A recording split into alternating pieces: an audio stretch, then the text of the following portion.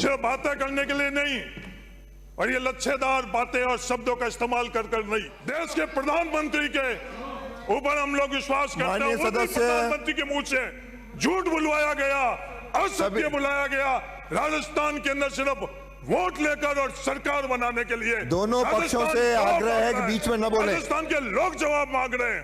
राजस्थान के अंदर ये सपने आपके कि राजस्थान को उन निवेशकों के अडानी और अंबानी पर गिरवी रख दोगे, ये नामुमकिन है। ये सोच और एक कल्पना और ये संदेश धरातल के ऊपर नहीं उतरने देंगे, क्योंकि ये जिम्मेवारी राजस्थान में हम लोगों का विपक्ष के तौर के ऊपर सौंपी और हमारा हक और अधिकार हम लेना जानते हैं। ये कोई भीख नहीं है।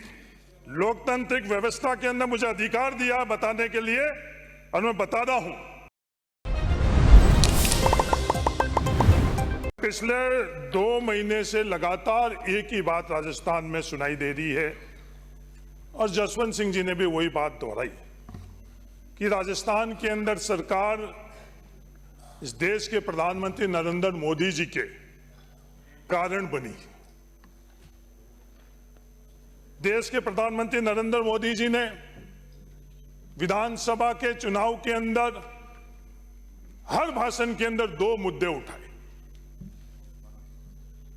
वो 2 मुद्दे थे क्या? वो 2 मुद्दे थे पेपर लीक और लाल डायरी। पेपर लीक के संदर्भ में प्रधानमंत्री जी के, हाँ बता रहा हूं, लोकतांत्रिक व्यवस्था के अंदर मुझे अधिकार दिया बताने के लिए, और मैं बता रहा हूं, और आपको सुनने की जिम्मेवारी दी है। और आप सुनो, जब आपको बोलने का अवसर मिलेगा तो मैंने सुना। पेपर लीक के संदर्भ में अध्यक्ष महोदय, पिछली सरकार ने एसआईटी बनाई हुई थी और वापस सिर्फ एसआईटी का गठन हुआ। लगातार प्रधानमंत्री जी के मुंह से यह बात करी गई कि सियासत में बैठे हुए लोगों ने पेपर लीक करवाया। 2 महीने हो गए। हमारे सदन के नेता और हमारे खुद के अध्यक्ष लगातार ये बात कह रहे हैं, कुछ भी हो तो कर। अब आपकी जिम्मेवारी सिर्फ आरोप लगाने की नहीं है। आप राजस्थान में सरकार में हो, केंद्र में सरकार में हो, सिर्फ बातों से नहीं, अगर कुछ है तो वो कार्रवाई करने का अधिकार आपके पास है, वो कार्रवाई करो। सिर्फ बातें करने के लिए नहीं, और ये लच्छेदार बातें और शब्दों का इस्तेमाल कर नहीं। जो लच्छेदार बातें आप कर रहे हो उससे राजस्थान का भला नहीं होगा। जो जिम्मेवारी आपको दी गई है वो जिम्मेवारी आप निभाओगे, जब जाकर राजस्थान का भला होगा। लाल डायरी इस सदन के अंदर किस किस तरह के चीजें देखी गई। एक षड्यंत्र रचा गया, उस षड्यंत्र के तहत एक नाम लाल डायरी। क्या हुआ उस लाल डायरी का? जो लगातार प्रधानमंत्री और आप तमाम लोग जो पैरा 7 के अंदर आप लोग बता रहे हो, जिसके कारण राजस्थान में सरकार बनी है, उस लाल डायरी के संदर्भ के अंदर क्या हुआ? कोई इस तरह की लाल डायरी थी नहीं। कोई इस तरह की, गजेंद्र सिंह जी अगर बोलने का मेरे को इजाजत दी है तो मैं बोल रहा हूं, अगर इसे कोई लाल डायरी नहीं थी। अध्यक्ष महोदय, इस देश के अंदर हम सबसे ज्यादा विश्वास किस पर कर सकते हैं? लोकतांत्रिक व्यवस्था से में चुने हुए देश के प्रधानमंत्री के ऊपर हम लोग विश्वास करते हैं। प्रधानमंत्री के मुंह से झूठ बुलवाया गया, असत्य बुलाया गया। राजस्थान के अंदर सिर्फ वोट लेकर और सरकार बनाने के लिए दोनों पक्षों से आग्रह है कि बीच में न बोले। राजस्थान के लोग जवाब मांग रहे हैं। आप बोल लो, आप बोल लो। आपका नंबर नहीं आ रहा। प्रधानमंत्री जी का तो जो सोच था वो 10 साल से राजस्थान नहीं पूरा देश देख रहा है। अध्यक्ष महोदय, कल हमको राजस्थान की सरकार क्या संदेश दे रही है?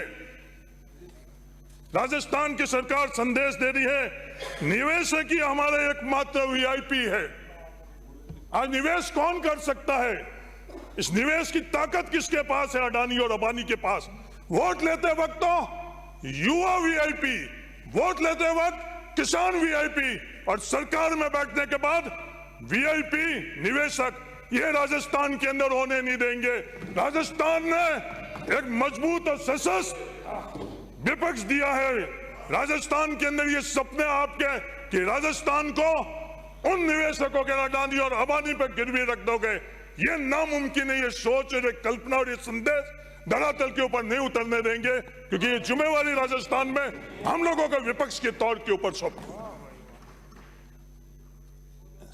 अध्यक्ष महोदय, एक शब्द भी, हाँ एक मिनट, 1 घंटा बोल सकते हो।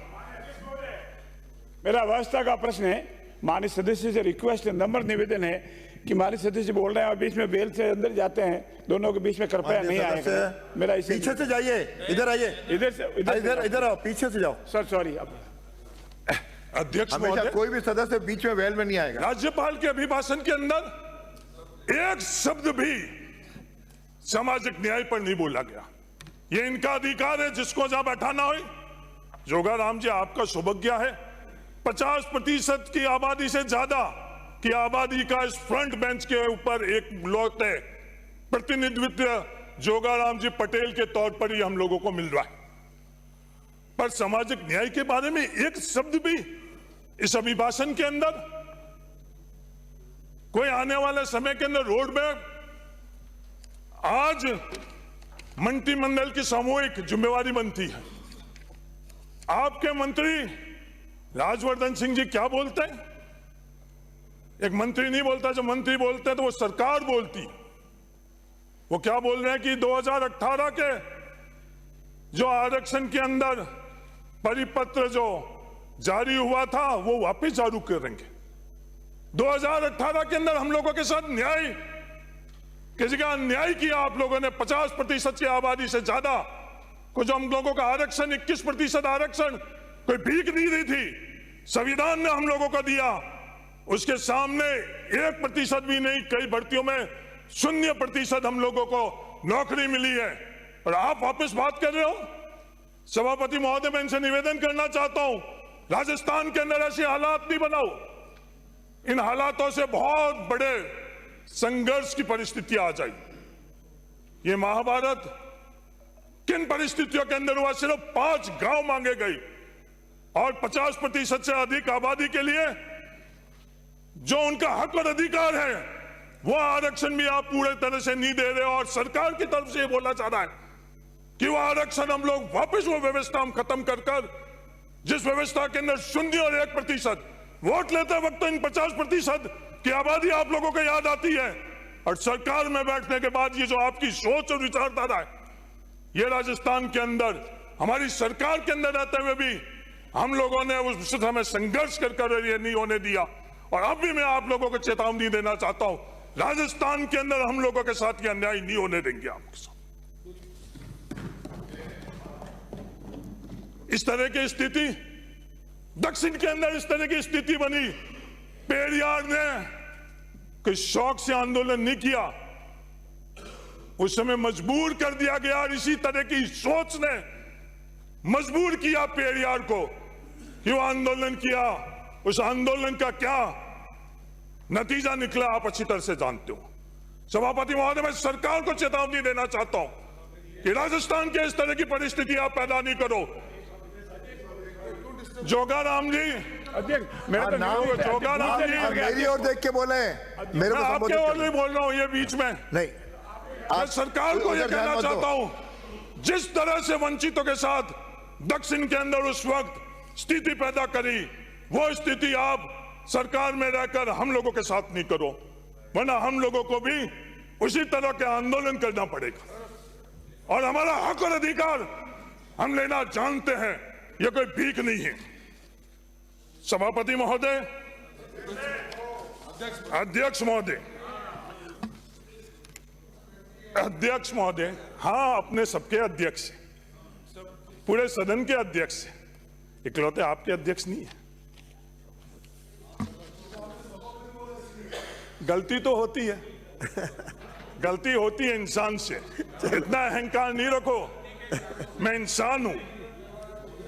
अध्यक्ष महोदय, हाँ बोलिए। जेजेएम के बारे में बात करी गई राज्यपाल के अभिभाषण के ने जेजेएम के अंदर राजस्थान के साथ जो धोखा हुआ उसकी चर्चा नहीं करी। रेगिस्तान इलाके के अंदर 90% केंद्र के पेयजल की योजना के अंदर केंद्र सरकार देती थी और राज्य सरकार सिर्फ 10% देती। आज भी पहाड़ी इलाके के अंदर 90% केंद्र सरकार दे रही है और 10% राज्य सरकार दे रही है।